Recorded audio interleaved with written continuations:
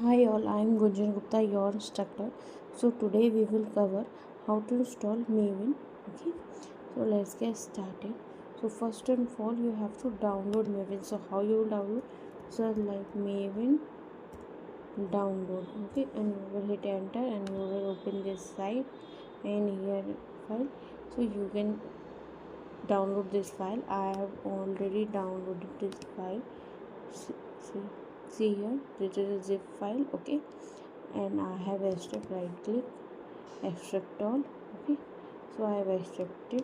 So here I have that file. Okay, so now what else we have to do? We have to open environment variable. So here you will write edit environment. So this you can see, and here you have to add this Maven path. Okay, where you have like in see I have this, so I will copy this and I will show you like where I have this.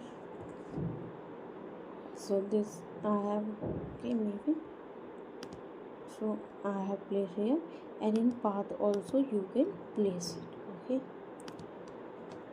after doing this, okay, what you have to do, you have to just open command from cmd you will type and you can open, and what you have to type mvn hyphen version.